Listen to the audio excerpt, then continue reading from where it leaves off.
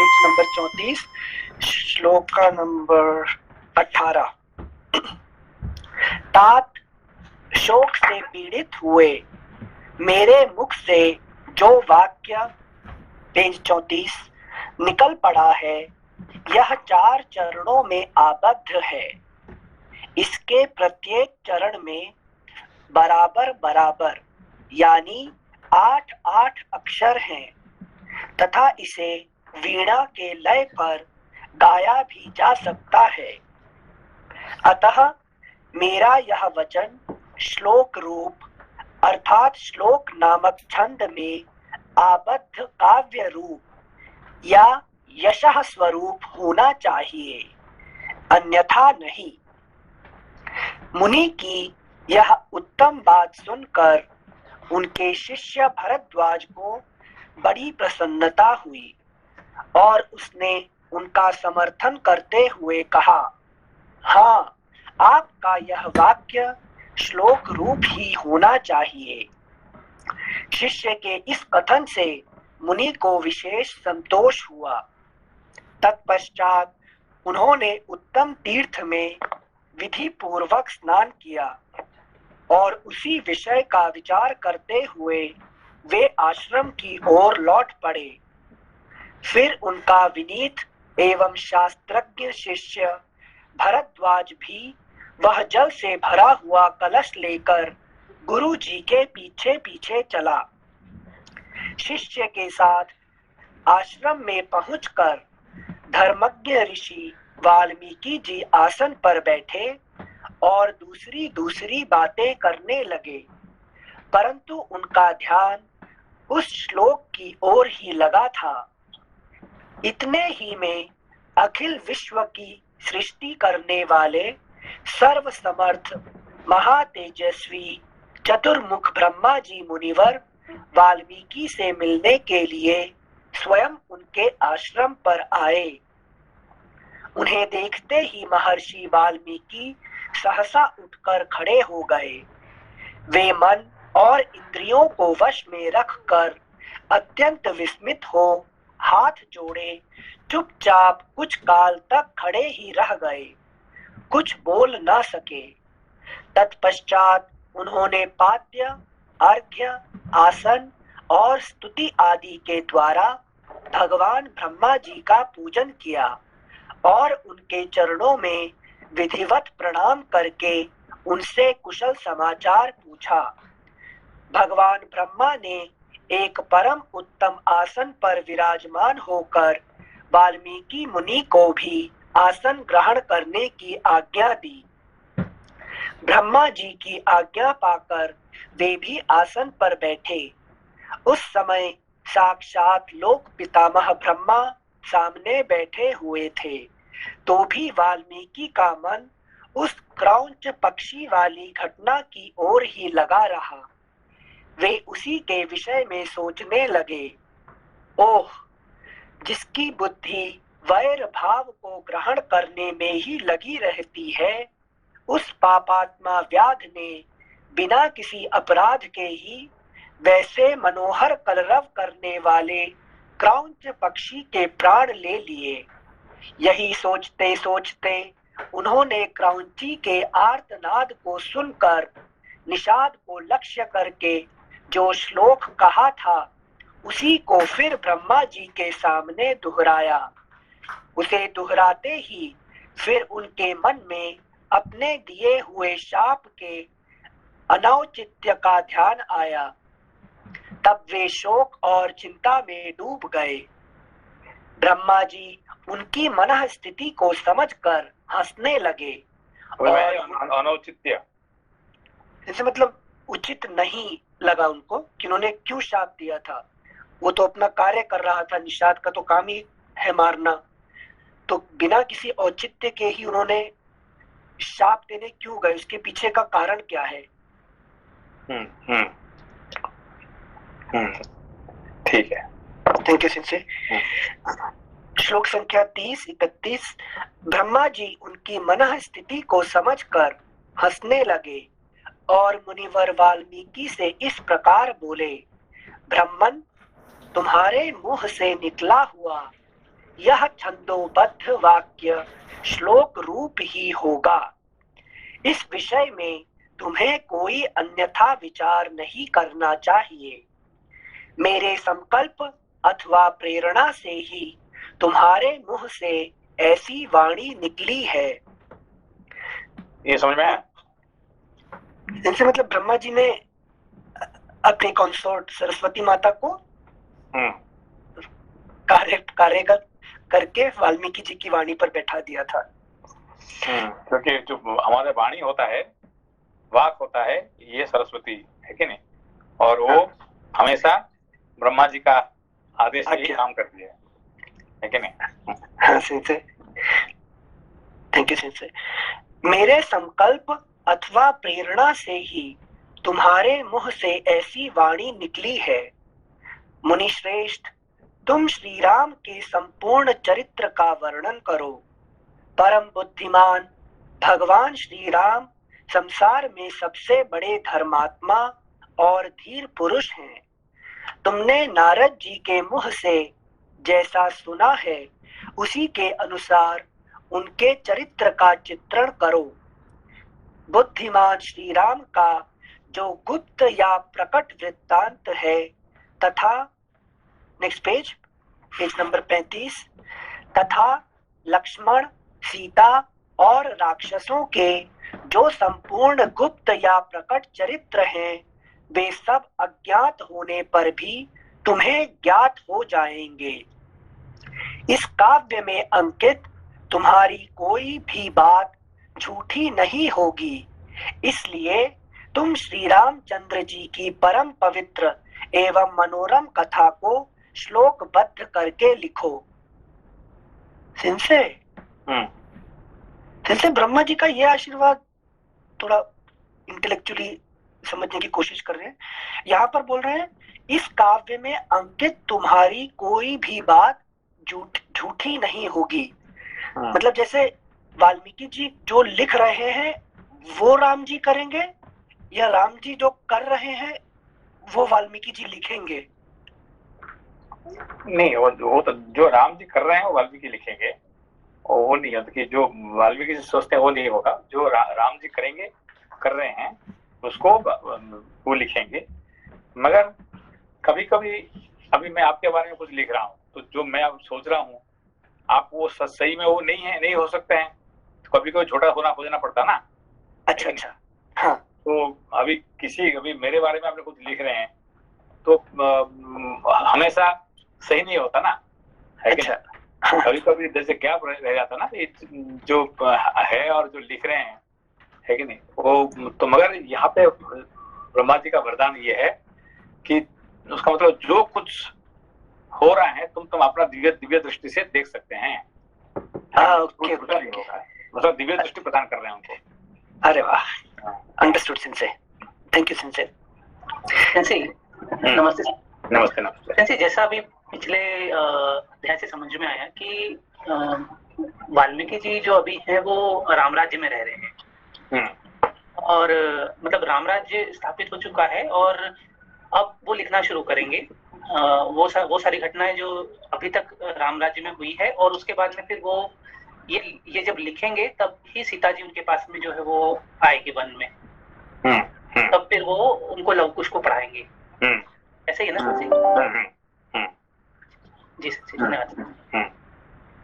Thank you सिंसे, thank you भैया। Page number 35, बुद्धिमान श्री राम का जो गुप्त या प्रकट वृत्तांत है तथा लक्ष्मण, सीता और राक्षसों के जो संपूर्ण गुप्त या प्रकट चरित्र हैं वे सब अज्ञात होने पर भी तुम्हें ज्ञात हो जाएंगे। इस काव्य में अंकित तुम्हारी कोई भी बात झूठी नहीं होगी, इसलिए तुम श्री रामचंद्र जी की परम पवित्र एवं मनोरम कथा को श्लोकबद्ध करके लिखो। श्लोक संख्या 36, पेज नंबर 35। इस पृथ्वी पर जब तक नदियों और पर्वतों की सत्ता रहेगी तब तक संसार में रामायण कथा का प्रचार होता रहेगा। जब तक तुम्हारी बनाई हुई श्री राम कथा का लोक में प्रचार रहेगा, तब तक तुम इच्छानुसार ऊपर नीचे तथा मेरे लोकों में निवास करोगे। ऐसा कहकर भगवान ब्रह्मा जी वहीं अंतर्धान हो गए। उनके वहीं अंतर्धान होने से शिष्यों सहित भगवान वाल्मीकि मुनि को बड़ा विस्मय हुआ। तदनंतर उनके सभी शिष्य अत्यंत प्रसन्न होकर बार बार इस श्लोक का गान करने लगे तथा परम विस्मित हो परस्पर इस प्रकार कहने लगे। हमारे गुरुदेव महर्षि ने क्रौंच पक्षी के दुख से दुखी होकर जिस समान अक्षरों वाले 4 चरणों से युक्त वाक्य का गान किया था, वह था तो उनके हृदय का शोक, किंतु उनकी वाणी द्वारा उच्चारित होकर श्लोक रूप हो गया। श्लोक रूप फुटनोट, काव्य या यश रूप फुटनोट एंड्स। इधर शुद्ध अंतःकरण वाले महर्षि वाल्मीकि के मन में यह विचार हुआ कि मैं ऐसे ही श्लोकों में संपूर्ण रामायण काव्य की रचना करूं। यह सोचकर उदार दृष्टि वाले उन यशस्वी महर्षि ने भगवान श्री रामचंद्र जी के चरित्र को लेकर हजारों श्लोकों से युक्त महाकाव्य की रचना की, जो उनके यश को बढ़ाने वाला है। इसमें श्री राम के उदार चरित्रों का प्रतिपादन करने वाले मनोहर पदों का प्रयोग किया गया है। महर्षि वाल्मीकि के बनाए हुए इस काव्य में तत्पुरुष आदि समासों, दीर्घ गुण आदि संधियों और प्रकृति प्रत्यय के संबंध का यथा योग्य निर्वाह हुआ है। इसकी रचना में समता, पतत प्रकर्ष आदि दोषों का अभाव है। पतत प्रकर्ष आदि दोषों का अभाव है। पदों में माधुर्य है और अर्थ में प्रसाद गुण की अधिकता है। भावुक जनों, इस प्रकार शास्त्रीय पद्धति के अनुकूल बने हुए इस रघुवर चरित्र और रावण वध के प्रसंग को ध्यान देकर सुनो। इस प्रकार श्री वाल्मीकि निर्मित आर्ष रामायण आदि काव्य के बाल कांड में दूसरा सर्ग। जैसे यहाँ पतत प्रकर्ष, ये सब ग्रामेटिकल अच्छा, बताया गया है ये आखिरी में।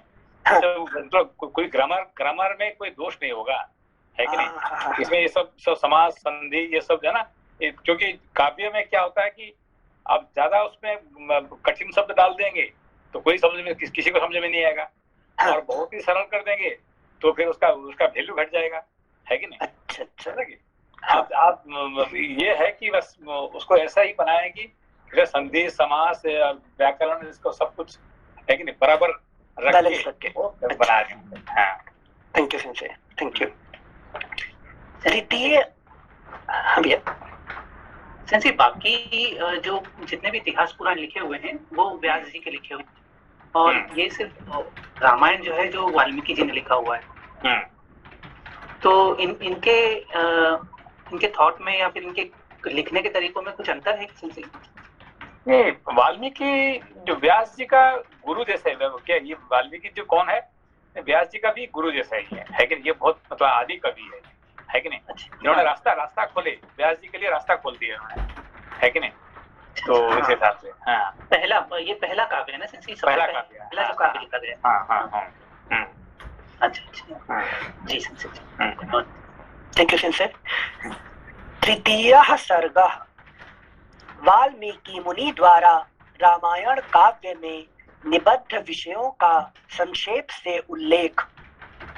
नारद जी के मुख से धर्म, अर्थ एवं काम रूपी फल से युक्त हितकर, मोक्षदायक तथा प्रकट और गुप्त संपूर्ण रामचरित्र को, जो रामायण महाकाव्य की प्रधान कथा वस्तु था, सुनकर महर्षि वाल्मीकि जी बुद्धिमान श्री राम के उस जीवन वृत्त का पुनः भली भांति साक्षात्कार करने के लिए प्रयत्न करने लगे। Next page, page 36। वे पूर्वाग्र कुशों के आसन पर बैठ गए और विधिवत आचमन करके हाथ जोड़े हुए स्थिर भाव से स्थित हो योग धर्म समाधि के द्वारा श्री राम आदि के चरित्रों का अनुसंधान करने लगे। श्री राम, लक्ष्मण, सीता तथा राज्य और रानियों सहित राजा दशरथ से संबंध रखने वाली जितनी बातें थीं, हंसना, बोलना, चलना और राज्य पालन आदि जितनी चेष्टाएं हुई, उन सबका महर्षि ने अपने योग धर्म के बल से भली भांति साक्षात्कार किया। सत्य प्रतिज्ञा श्री रामचंद्र जी ने लक्ष्मण और सीता के साथ वन में विचरते समय जो जो लीलाएं की थीं, वे सब उनकी दृष्टि में आ गई। योग का आश्रय लेकर उन धर्मात्मा महर्षि ने पूर्व काल में जो जो घटनाएं घटित हुई थीं, उन सबको वहां हाथ पर रखे हुए आंवले की तरह प्रत्यक्ष देखा। जिनसे टाइम मशीन, योग का आश्रय लेकर उन धर्मात्मा महर्षि ने पूर्व काल में जो जो घटनाएं घटित हुई थीं, उन सबको वहां हाथ पर रखे हुए आंवले की तरह प्रत्यक्ष देखा। सबके मन को प्रिय लगने वाले भगवान श्री राम के संपूर्ण चरित्रों का योग धर्म समाधि के द्वारा यथार्थ रूप से निरीक्षण करके महाबुद्धिमान महर्षि वाल्मीकि ने उन सबको महाकाव्य का रूप देने की चेष्टा की। महात्मा नारद जी ने पहले जैसा वर्णन किया था, उसी के क्रम से भगवान वाल्मीकि मुनि ने रघुवंश विभूषण श्री राम के चरित्र विषयक रामायण काव्य का निर्माण किया। जैसे समुद्र सब रत्नों की निधि है, उसी प्रकार यह महाकाव्य गुण, अलंकार एवं ध्वनि आदि रत्नों का भंडार है।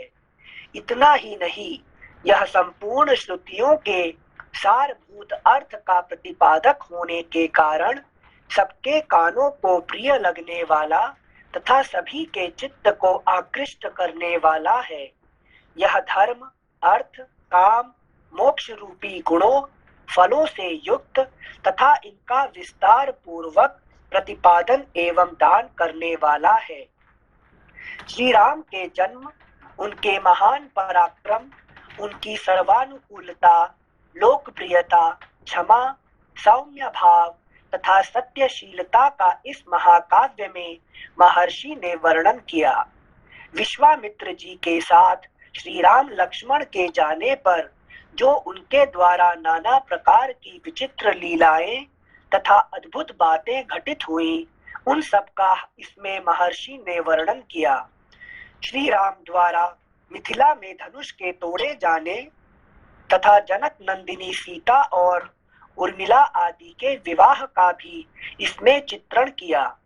श्री राम परशुराम संवाद, दशरथ नंदन श्री राम के गुण, उनके अभिषेक, कैकेयी की दुष्टता, श्री राम के राज्याभिषेक में विघ्न, उनके वनवास, राजा दशरथ के शोक विलाप और परलोक गमन, प्रजाओं के विषाद, साथ जाने वाली प्रजाओं को मार्ग में छोड़ने, निषाद राजगुह के साथ बात करने तथा सूत सुमंत को अयोध्या लौटाने आदि का भी इसमें उल्लेख किया। Next page, page number 37। Shri Ram आदि का गंगा के पार जाना, भरद्वाज मुनि का दर्शन करना, भरद्वाज मुनि की आज्ञा लेकर चित्रकूट जाना और वहां की नैसर्गिक शोभा का अवलोकन करना, चित्रकूट में कुटिया बनाना, उसमें निवास करना, वहां भरत का श्री राम से मिलने के लिए आना, उन्हें अयोध्या लौट चलने के लिए प्रसन्न करना, मनाना, श्री राम द्वारा पिता को जलांजलि दान, भरत द्वारा अयोध्या के राज सिंहासन पर श्री रामचंद्र जी की श्रेष्ठ पादुकाओं का अभिषेक एवं स्थापन, नंदीग्राम में भरत का निवास, श्री राम का दंडकारण्य में गमन, उनके द्वारा विराध का वध, शरभंग मुनि का दर्शन, सुतीक्ष्ण के साथ समागम, अनसूया के साथ सीता देवी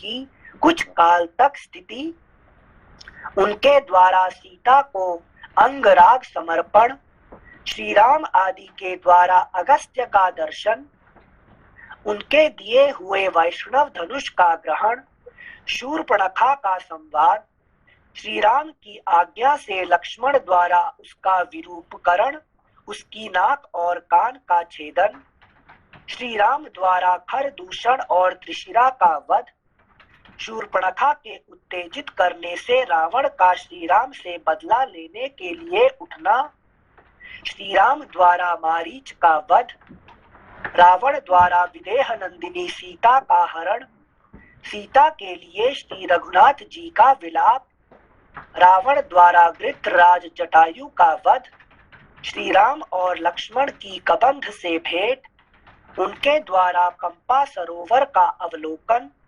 श्री राम का शबरी से मिलना और उसके दिए हुए फल मूल को ग्रहण करना, श्री राम का सीता के लिए प्रलाप, पंपा सरोवर के निकट हनुमान जी से भेंट, श्री राम और लक्ष्मण का हनुमान जी के साथ ऋष्यमुख पर्वत पर जाना, वहां सुग्रीव के साथ भेंट करना, उन्हें अपने बल का विश्वास दिलाना और उनसे मित्रता स्थापित करना, वाली और सुग्रीव का युद्ध, श्री राम द्वारा वाली का विनाश, सुग्रीव को राज्य समर्पण, अपने पति वाली के लिए तारा का विलाप, शरत काल में सीता की खोज कराने के लिए सुग्रीव की प्रतिज्ञा, श्री राम का बरसात के दिनों में माल्यवान पर्वत के प्रस्त्रवण नामक शिखर पर निवास, प्रस्त्रवण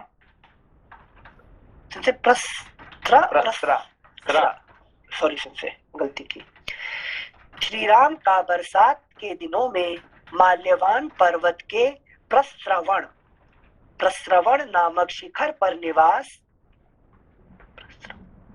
रघुकुल सिंह श्री राम का सुग्रीव के प्रति क्रोध प्रदर्शन, सुग्रीव द्वारा सीता की खोज के लिए वानर सेना का संग्रह, सुग्रीव का संपूर्ण दिशाओं में वानरों को भेजना और उन्हें पृथ्वी के द्वीप समुद्र आदि विभागों का परिचय देना, श्री राम का सीता के विश्वास के लिए हनुमान जी को अपनी अंगूठी देना, वानरों को वृक्षबिल स्वयं प्रभा गुफा का दर्शन, वानरों को वृक्षबिल स्वयं प्रभा गुफा का दर्शन, उनका प्रायोपवेशन, प्राण त्याग के लिए अनशन, संपाति से उनकी भेंट और बातचीत, समुद्र लंघन के लिए हनुमान जी का महेंद्र पर्वत पर चढ़ना, समुद्र को लांघना, समुद्र के कहने से ऊपर उठे हुए मैनाक का दर्शन करना, इनको राक्षसी का डांटना, हनुमान द्वारा छाया ग्रहिणी सिंहिका का दर्शन एवं निधन, लंका के आधारभूत पर्वत त्रिकूट का दर्शन, रात्रि के समय लंका में प्रवेश, अकेला होने के कारण अपने कर्तव्य का विचार करना, रावण के मद्यपान स्थान में जाना, उसके अंतःपुर की स्त्रियों को देखना, हनुमान जी का रावण को देखना, पुष्पक विमान का निरीक्षण करना, अशोक वाटिका में जाना और सीता जी के दर्शन करना, पहचान के लिए सीता जी को अंगूठी देना और उनसे बातचीत करना, राक्षसियों द्वारा सीता को डांट फटकार कर त्रिजटा को श्री राम के लिए राक्षसियों द्वारा सीता को डांट फटकार त्रिजटा को श्री राम के लिए शुभ सूचक स्वप्न का दर्शन, सीता का हनुमान जी को चूड़ामणि प्रदान करना, हनुमान जी का अशोक वाटिका के वृक्षों को तोड़ना, राक्षसियों का भागना, रावण के सेवकों का हनुमान जी के द्वारा संहार, वायुनंदन हनुमान का बंदी होकर, नेक्स्ट पेज नंबर 38, रावण की सभा में जाना, उनके द्वारा गर्जन और लंका का दाह, फिर लौटती बार समुद्र को लांघना, वानरों का मधुवन में आकर मधुपान करना, हनुमान जी का श्री रामचंद्र जी को आश्वासन देना और सीता जी की दी हुई चूड़ामणि समर्पित करना, सेना सहित सुग्रीव के साथ श्री राम की लंका यात्रा के समय समुद्र से भेंट, नल का समुद्र पर सेतु बांधना, उसी सेतु के द्वारा वानर सेना का समुद्र के पार जाना, रात को वानरों का लंका पर चारों ओर से घेरा डालना, विभीषण के साथ श्री राम का मैत्री संबंध होना, विभीषण का श्री राम को रावण के वध का उपाय बताना, कुंभकर्ण का निधन, मेघनाद का वध, रावण का विनाश, सीता की प्राप्ति, शत्रु नगरी लंका में विभीषण का अभिषेक, श्री राम द्वारा पुष्पक विमान का अवलोकन, उसके द्वारा दल बल सहित उनका अयोध्या के लिए प्रस्थान, श्री राम का भरद्वाज मुनि से मिलना, वायुपुत्र हनुमान को दूत बनाकर भरत के पास भेजना तथा अयोध्या में आकर भरत से मिलना, श्री राम के राज्याभिषेक का उत्सव, फिर श्री राम का सारी वानर सेना को विदा करना, अपने राष्ट्र की प्रजा को प्रसन्न रखना तथा उनकी प्रसन्नता के लिए ही विदेह नंदिनी सीता को वन में त्याग देना इत्यादि वृत्तांतों को एवं इस पृथ्वी पर श्री राम का जो कुछ भविष्य चरित्र था उसको भी भगवान वाल्मीकि मुनि ने अपने उत्कृष्ट महाकाव्य में अंकित किया। इसमें संक्षिप्त में पूरा रामायण पूर्ण हो गया है कि नहीं? हाँ संजय, थैंक यू संजय। इस प्रकार श्री वाल्मीकि निर्मित आर्ष रामायण आदि काव्य के बाल कांड में तीसरा सर्ग चतुर्था आर्ष ना संजय, क्या है आर्ष मतलब? नहीं, आर्ष जो है ना ऋषिकृत आर्ष है कि नहीं, ऋषियों के द्वारा बनाई हुई चीज को आर्ष कहते हैं। अच्छा, ठीक है ना? हाँ। तो ये जो है ये ऋषियों ये वाल्मीकि ऋषि के द्वारा बनाई हुई चीज इसलिए आर्ष कहा जाता है इसको। ओके संजय, आर्ष ऋषिकृत, थैंक यू संजय। इस प्रकार श्री वाल्मीकि निर्मित आर्ष रामायण आदि काव्य के बाल कांड में तीसरा सर्ग चतुर्थः सर्गः महर्षि वाल्मीकि का 24,000 श्लोकों से युक्त रामायण काव्य का निर्माण करके उसे लव कुश को पढ़ाना, मुनि मंडली में रामायण गान करके लव और कुश का प्रशंसित होना तथा अयोध्या में श्री राम द्वारा सम्मानित हो उन दोनों का राम दरबार में रामायण गान सुनाना। श्री रामचंद्र जी ने जब वन से लौटकर राज्य का शासन अपने हाथ में ले लिया, उसके बाद भगवान वाल्मीकि मुनि ने उनके संपूर्ण चरित्र के आधार पर विचित्र पद और अर्थ से युक्त रामायण काव्य का निर्माण किया। इसमें महर्षि ने 24,000 श्लोक, 500 सर्ग तथा उत्तर सहित 7 कांडों का प्रतिपादन किया है। इसमें महर्षि उनका जो है ये फिजिकल वर्णन है इसका, है कि नहीं? इसमें जैसे कि हमने पढ़ा कि महाभारत में कितने श्लोक है? 1 लाख ना संशय, टोटल 4 लाख थे और रामायण में 24,000 4 नहीं 60 लाख, टोटल 60 लाख था। अच्छा, हाँ हाँ हाँ 60 लाख, फिर 30,000 हो गया, फिर फाइनली मनुष्य के लिए 1 लाख। हाँ हाँ हाँ हाँ। और रामायण में कितने हैं? 24,000। 24,000 श्लोक है क्या? हाँ, थैंक यू संजय। इसमें महर्षि ने 24,000 श्लोक, 500 सर्ग तथा उत्तर सहित 7 कांडों का प्रतिपादन किया है। जैसे 500 सर्ग मतलब चैप्टर हुए। हाँ, कांड मतलब जो बुक्स है ना, जो बाल कांड मतलब जो 7 बुक्स है। अच्छा, 7 books. Okay sir, thank you sir. इसमें महर्षि ने 24,000 श्लोक, 500 सर्ग तथा उत्तर सहित 7 कांडों का प्रतिपादन किया है।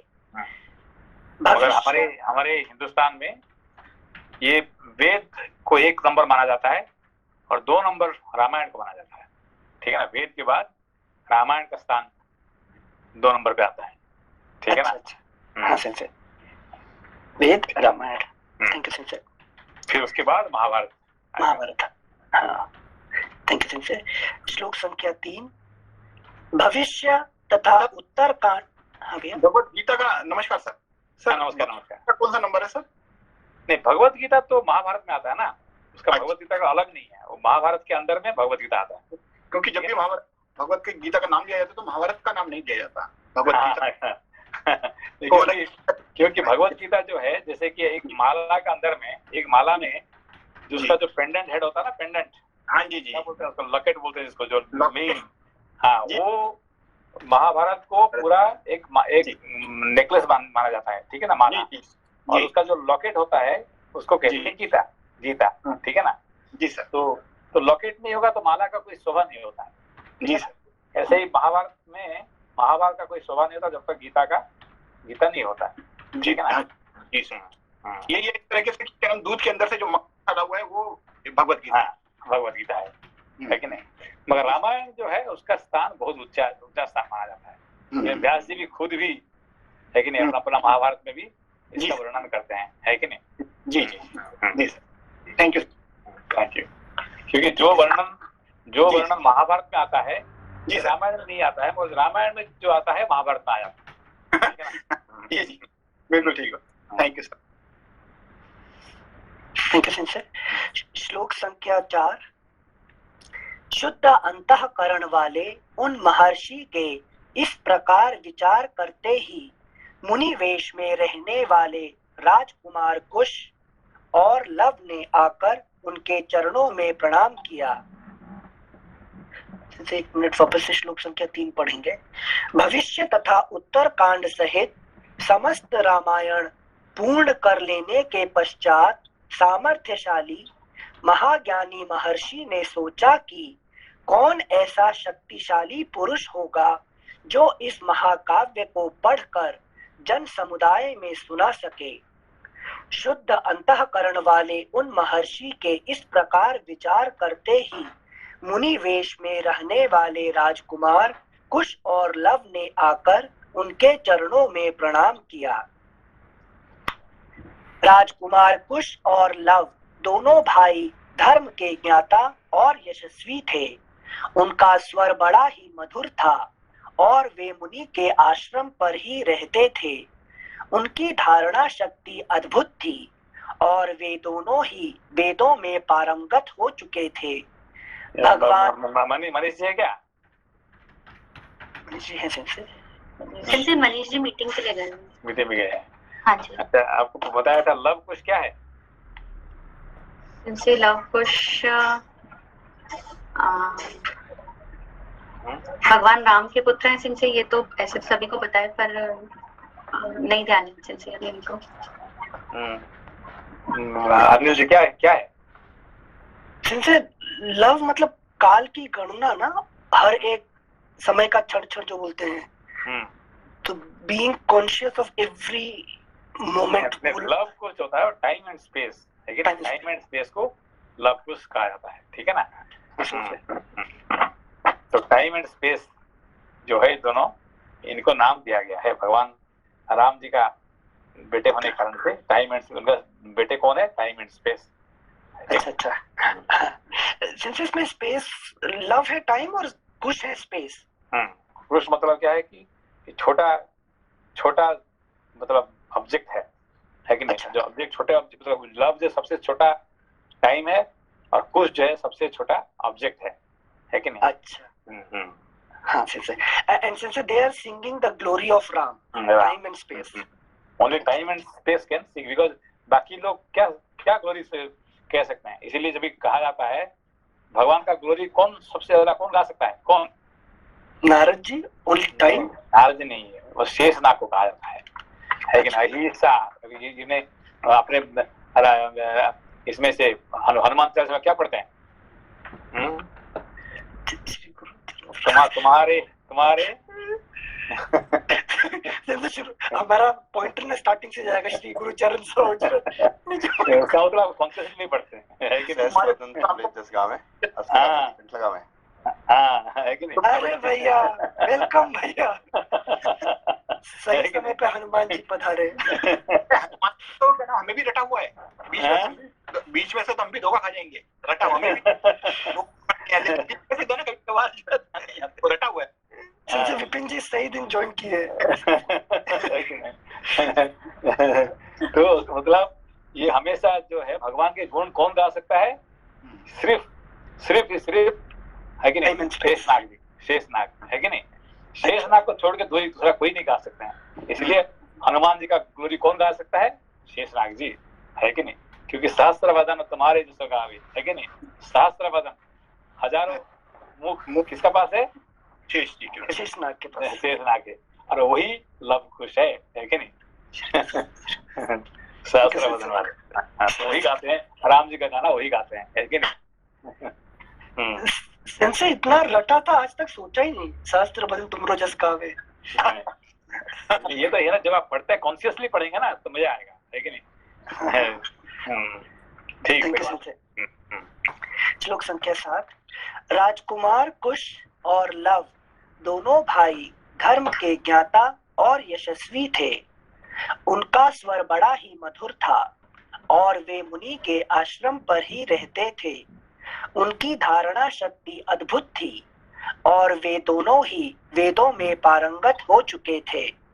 भगवान वाल्मीकि ने उनकी ओर देखा और उन्हें सुयोग्य समझकर उत्तम व्रत का पालन करने वाले उन महर्षि ने वेदार्थ का विस्तार के साथ ज्ञान कराने के लिए उन्हें सीता के चरित्र से युक्त संपूर्ण रामायण नामक महाकाव्य का, जिसका दूसरा नाम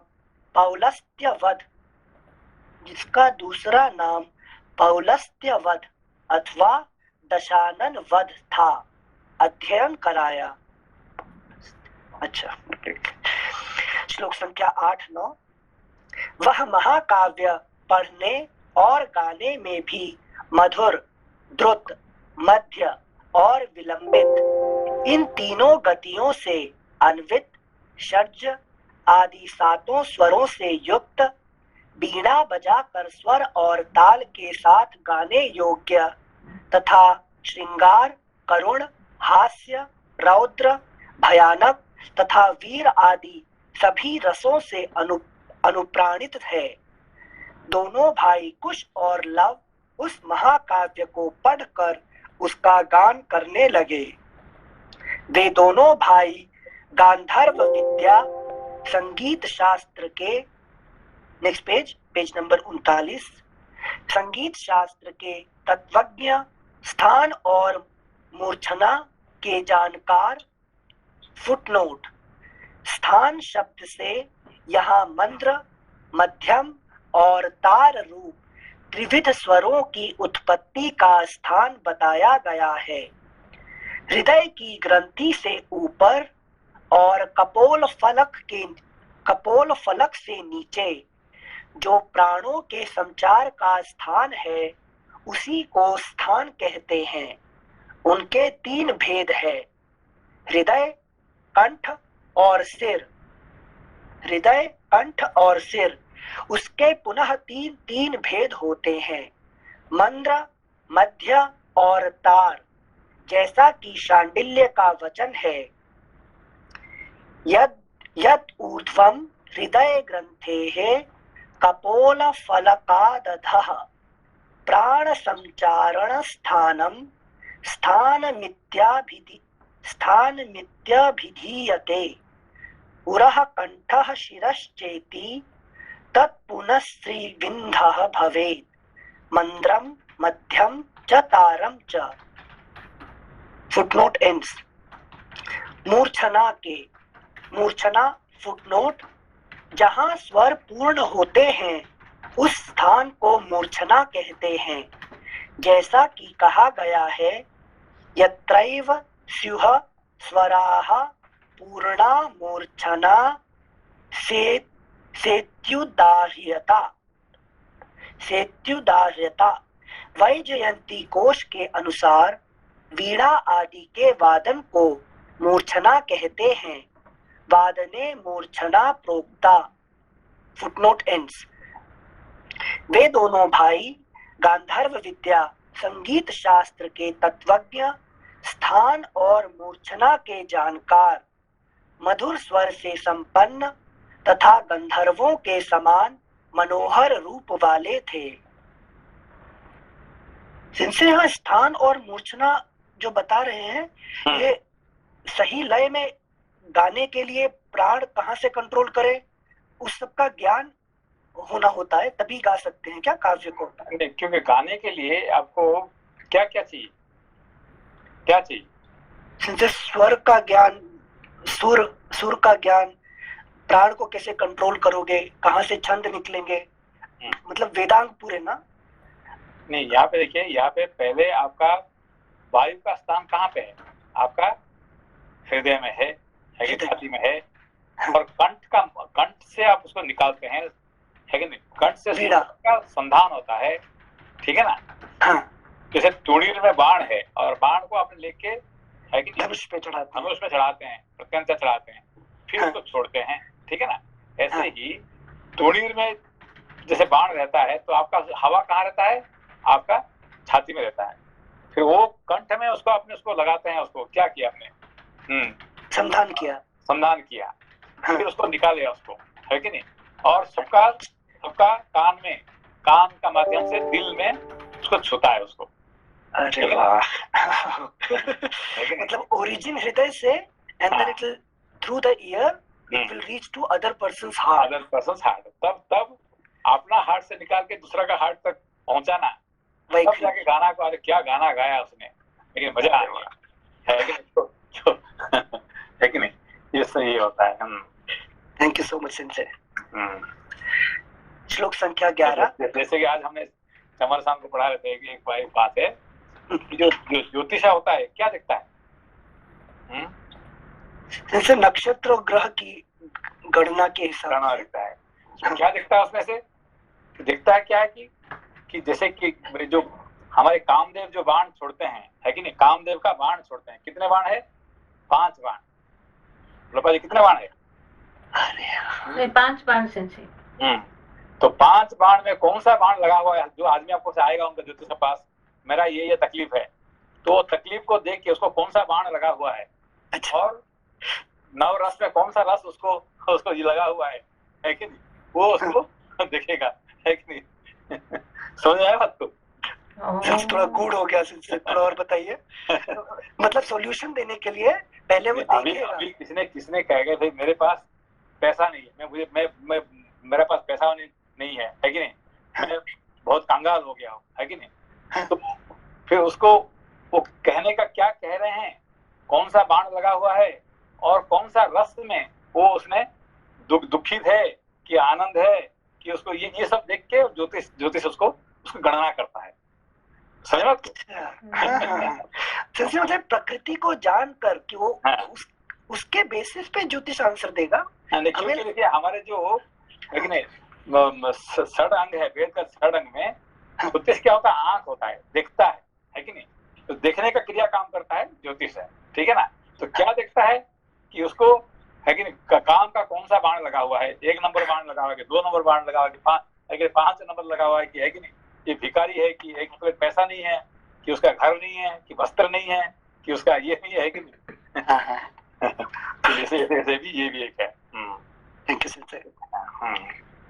श्लोक संख्या 11। सुंदर रूप और शुभ लक्षण उनकी सहज संपत्ति थे। वे दोनों भाई बड़े मधुर स्वर से वार्तालाप करते थे। जैसे बिंब से प्रतिबिंब प्रकट होते हैं, उसी प्रकार श्री राम के शरीर से उत्पन्न हुए वे दोनों राजकुमार दूसरे युगल श्री राम ही प्रतीत होते थे। वे दोनों राजपुत्र सब लोगों की प्रशंसा के पात्र थे। उन्होंने उस धर्मानुकूल उत्तम उपाख्यानमय संपूर्ण काव्य को जिह्वाग्र कर लिया था, और जब कभी ऋषियों, ब्राह्मणों तथा साधुओं का समागम होता था, उस समय उनके बीच में बैठकर वे दोनों तत्वज्ञ बालक एकाग्र चित्त हो रामायण का गान किया करते थे। एक दिन की बात है, बहुत से शुद्ध अंतःकरण वाले महर्षियों की मंडली एकत्र हुई थी। उसमें महान सौभाग्यशाली तथा समस्त शुभ लक्षणों से सुशोभित महामनस्वी कुश और लव भी उपस्थित थे। उन्होंने बीच सभा में उन महात्माओं के समीप बैठकर उस रामायण काव्य का गान किया। उसे सुनकर सभी मुनियों के नेत्रों में आंसू भर आए और वे अत्यंत विस्मय विमुग्ध होकर उन्हें साधुवाद देने लगे। मुनि धर्म वत्सल तो होते ही हैं, वह धार्मिक उपाख्यान सुनकर उन सब के मन में बड़ी प्रसन्नता हुई।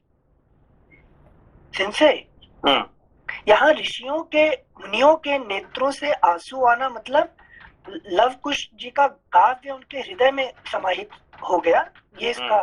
अच्छा, यहाँ देखिए पहले किसका नाम आता है, पहले कुश आता है, के बाद में लव आता है, ठीक है ना। और हम क्या बोलते हैं, लव कुश, है कि नहीं। हम क्या कहते हैं, लव कुश कहते हैं। यहाँ क्या कहेंगे, कुश और लव, फिर बाद में लव आए, ठीक है ना। तो हम क्या कहते हैं, time and space. Time and space नहीं है, स्पेस एंड टाइम, ठीक है। क्यों, स्पेस का ऊपर टाइम डांस करता है कि नहीं। वो स्टेज होता है, क्या है, स्पेस, और उसका जो डायरेक्टर डांस कराता है, सब कुछ होता है, कौन कराता है, ये टाइम। तो इसलिए बड़ा कौन है कि नहीं, खुश है कि नहीं। तो ये हमारे मगर हम क्या करते हैं, हमेशा टाइम को ज्यादा वैल्यू देते हैं, क्योंकि वो टाइम, ये क्या कहते हैं, टाइम इज मनी।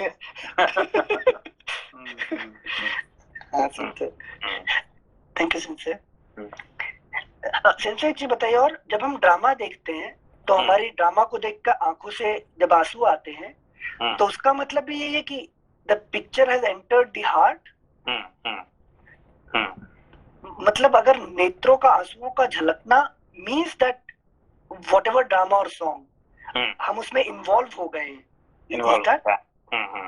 अच्छा, थैंक यू सिंसे। श्लोक संख्या 17। वे रामायण कथा के गायक कुमार कुश और लव की जो प्रशंसा के ही योग्य थे। हमेशा शास्त्र कहेंगे क्या, कुश और लव, और हम कहेंगे हमेशा लव कुश, है कि नहीं। थैंक यू सिंसे। श्लोक संख्या 17। वे रामायण कथा के गायक कुमार कुश और लव की जो प्रशंसा के ही योग्य थे, इस प्रकार प्रशंसा करने लगे। अहो, इन बालक के गीत में कितना माधुर्य है। श्लोकों की मधुरता तो और भी अद्भुत है। यद्यपि इस काव्य में वर्णित घटना बहुत दिनों पहले हो चुकी है, तो भी इन दोनों बालकों ने इस सभा में प्रवेश करके एक साथ ऐसे सुंदर भाव से स्वर संपन्न राग युक्त मधुर गान किया है कि वे पहले की घटनाएं भी प्रत्यक्ष सी दिखाई देने लगी हैं, मानो अभी अभी आंखों के सामने घटित हो रही हो। इस प्रकार उत्तम तपस्या से युक्त महर्षि गण उन दोनों कुमारों की प्रशंसा करते और वे उनसे प्रशंसित होकर अत्यंत मधुर राग से रामायण का गान करते थे। उनके गान से संतुष्ट हुए किसी मुनि ने उठकर उन्हें पुरस्कार के रूप में एक कलश प्रदान किया। किसी दूसरे महायशस्वी महर्षि ने प्रसन्न होकर उन दोनों को वल्कल वस्त्र दिया। किसी ने काला मृगचर्म भेंट किया, तो किसी ने यज्ञोपवीत। Next page, page number 40। एक ने कमंडलू दिया तो दूसरे महामुनि ने मुंज की मेखला भेंट की, तीसरे ने आसन और चौथे ने कौपीन प्रदान किया। किसी अन्य मुनि ने हर्ष में भरकर उन दोनों बालकों के लिए कुठार अर्पित किया। किसी ने गेरुआ वस्त्र दिया तो किसी मुनि ने चीर भेंट किया। किसी दूसरे ने आनंद मग्न होकर जटा बांधने के लिए रस्सी दी तो किसी ने समिधा बांध कर लाने के लिए डोरी प्रदान की। एक ऋषि ने यज्ञ पात्र दिया तो दूसरे ने काष्ठ भार समर्पित किया। किसी ने गूलर की लकड़ी का बना हुआ पीढ़ा अर्पित किया। कुछ लोग उस समय आशीर्वाद देने लगे, बच्चों तुम दोनों का कल्याण हो। दूसरे महर्षि प्रसन्नता पूर्वक बोल उठे, तुम्हारी आयु बढ़े। इस प्रकार सभी सत्यवादी मुनियों ने उन दोनों को नाना प्रकार के वर दिए। महर्षि वाल्मीकि द्वारा वर्णित यह आश्चर्यमय काव्य परवर्ती कवियों के लिए श्रेष्ठ आधार। यहाँ पे आपने अभी क्या सुना आपने? जिससे आश्चर्यमय तुम्हारी आयु बढ़े। यहाँ देखिए, नहीं यहाँ क्या होता है कि यूजुअली ऋषि महर्षियों को राजा महाराजा क्षत्रिय लोग दान देते हैं, ठीक है ना। यहाँ पे क्या था, ऋषि महर्षियों ने दान दे रहे हैं इनको, है कि नहीं? कितने मजे की बात है कि नहीं? तो दान कौन देना चाहिए था? ये क्षत्रिय देना चाहिए ऋषि महर्षि को, है कि नहीं? और आज क्या होता है कि ऋषि महर्षियों ने, है कि नहीं, इनको दान दे रहे हैं, है कि नहीं? उनका जो कुछ उनका पास है सब उन्होंने खाली कर दिया, है कि नहीं? ये कहीं आपको नहीं, ये जो वर्णन है कहीं नहीं मिलेगा आपको, है कि सिंसे एक दिल का चोर आपके सामने प्रकट कर रहे हैं। जब ये पढ़ रहे थे ना सिंसे, और जब हमने पढ़ा कि किसी ने रस्सी दी, किसी ने कमंडल दिया, तो हमारे मन में आ रहा था लव कुश जी को वो सारे साधन दे रहे हैं जो आजीविका चलाने वाले हैं, पर ये सारे साधन आज मुझे कोई दे तो कोई साधन लगता नहीं मेरे दिनचर्या में काम आएगा। नहीं, यहाँ पे देखिए, नहीं वो Hello, Sensei. Can you hear? I cannot hear you.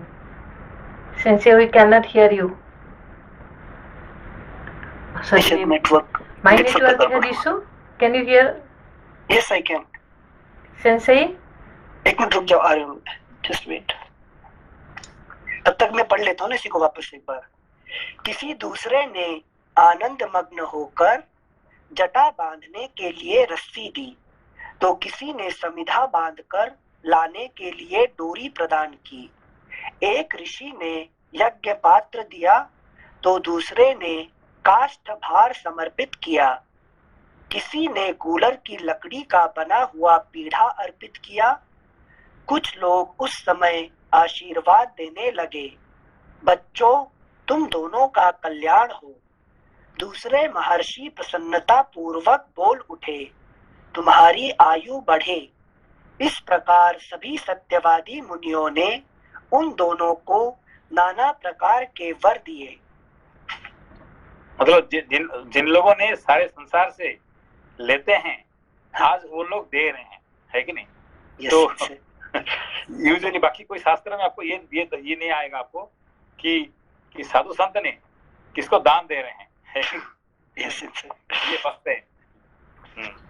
Thank you सिंसे। श्लोक संख्या 26।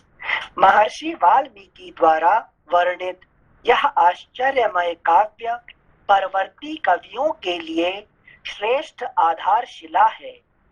श्री रामचंद्र जी के संपूर्ण चरित्रों का क्रमशः वर्णन करते हुए इसकी समाप्ति की गई है।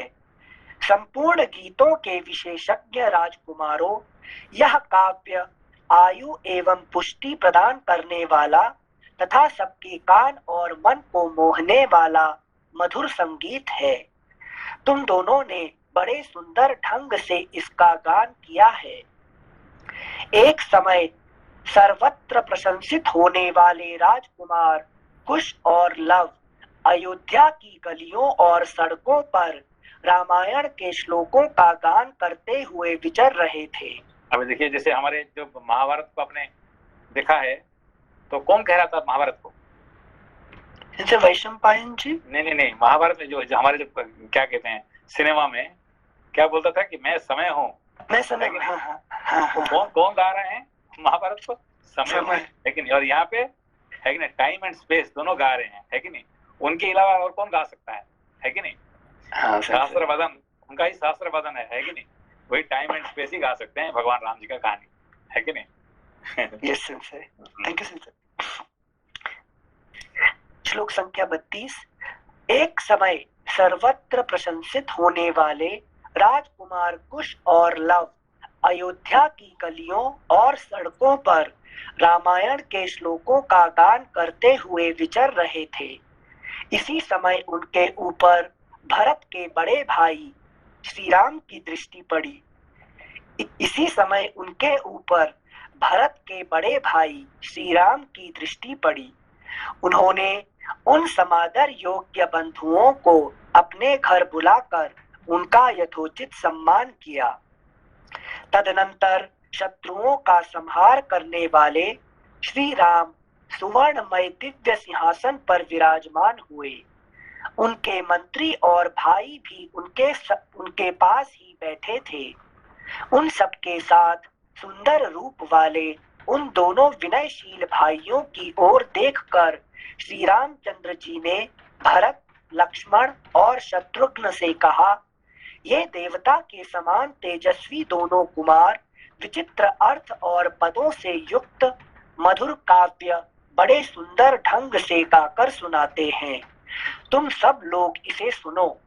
यूं कहकर उन्होंने उन दोनों भाइयों को गाने की आज्ञा दी।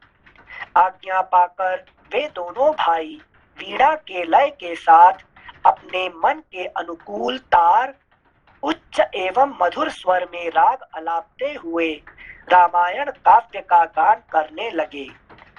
उनका उच्चारण इतना स्पष्ट था कि सुनते ही अर्थ का बोध हो जाता था। उनका गान सुनकर श्रोताओं के समस्त अंगों में हर्ष जनित रोमांच हो आया तथा उन सबके मन और आत्मा में आनंद की तरंगे उठने लगी। उस जनसभा में होने वाला वह गान सबकी श्रवणेंद्रियों को अत्यंत सुखद प्रतीत होता था। उस समय श्री राम ने अपने भाइयों का ध्यान आकृष्ट करते हुए कहा, ये दोनों कुमार मुनि होकर भी राजोचित लक्षणों से संपन्न हैं। संगीत में कुशल होने के साथ ही महान तपस्वी हैं। ये जिस चरित्र का प्रबंध काव्य का गान करते हैं वह शब्दार्थालंकार उत्तम गुण एवं सुंदर रीति आदि से युक्त होने के कारण अत्यंत प्रभावशाली है। मेरे लिए भी अभ्युदय कारक है, ऐसा वृद्ध पुरुषों का कथन है। अतः तुम सब लोग ध्यान देकर इसे सुनो। Next page, page 41।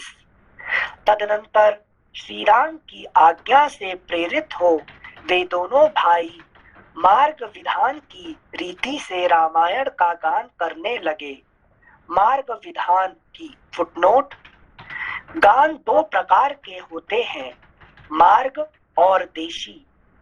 भिन्न भिन्न देशों की प्राकृत भाषा में गाए जाने वाले गान को देशी कहते हैं और समूचे राष्ट्र में प्रसिद्ध संस्कृत आदि भाषा का आश्रय लेकर गाया हुआ गान मार्ग के नाम से प्रसिद्ध है। कुमार कुश और लव संस्कृत भाषा का आश्रय लेकर इसी की रीति से गा रहे थे। Footnote ends. तदनंतर श्री राम की आज्ञा से प्रेरित हो वे दोनों भाई मार्ग विधान की रीति से रामायण का गान करने लगे। सभा में बैठे हुए भगवान श्री राम भी धीरे धीरे उनका गान सुनने में तन्मय हो गए। इस प्रकार श्री वाल्मीकि निर्मित आर्ष रामायण आदि काव्य के बाल कांड में चौथा सर्ग। ठीक है। प्रणाम सेंसर। प्रणाम। Just chant one minute of Ramayana. Okay. Sorry. Okay. Could you tell me whether it's correct or not? The chandas. ॐ तपस्वाध्याय निरतं तपस्वी वाग्विदाम्बरं नारदं परिपप्रच्छ वाल्मीकिर्मुनिपुङ्गवम् को नस्मिन् साम्प्रतं लोके गुणवान् कश्च वीर्यवान् धर्मज्ञश्च कृतज्ञश्च सत्यवाक्यो दृढव्रतः चारित्रेण च को युक्तः सर्वभूतेषु को हितः विद्वान् कः कः समर्थश्च कश्चैकः प्रियदर्शनः आत्मवान् को जितक्रोधो द्युतिमान् को न सूयकः कस्य बिभ्यति देवाश्च जातरोषस्य संयुगे एतदिच्छाम्यहं श्रोतुं परं कौतूहलं हि मे महर्षे त्वं समर्थोऽसि ज्ञातुमेवं विधं नरं श्रुत्वा चैत्रत्रिलोकज्ञो वाल्मीकिर्नारदो वचः श्रूयतामिति च मन्त्र्य प्रहृष्टो वाक्यमब्रवीत् बहवो दुर्लभाश्चैव ये त्वया कीर्तिता गुणाः मुने वक्ष्याम्यहं बुद्ध्वा तैर्युक्तः श्रूयतां नरः इक्ष्वाकुवंशप्रभवो रामो नाम जनैः श्रुतः नियतात्मा महावीर्यो द्युतिमान् धृतिमान् वशी. There give a little big stop, okay? Again, that is second line in between. Mahaviryaha Srutiman Dhrutiman Vashi. Give that a little bit step there, okay? One more time. Ikshvaku वंश प्रभवो रामो नाम जनैः श्रुतः नियतात्मा महावीर्यो Viryo. So there give a little bit more stress there, okay? Mahaviryo Dhrutiman Srutiman Vashi. नियतात् Ikshvaku वंश प्रभवो रामो नाम जनैः श्रुतः नियतात्मा महावीर्यो द्युतिमान् धृतिमान् वशी. बुद्धिमान् नीतिमान् वाग्मी श्रीमान् शत्रुनिबर्हणः विपुलांसो महाबाहुः कम्बुग्रीवो महाहनुः. Good. Okay. ये लाइन ठीक है sir? Yes. This is the way to chant Ramayana. This is good. Okay. Thank you. Thank you. Pranam.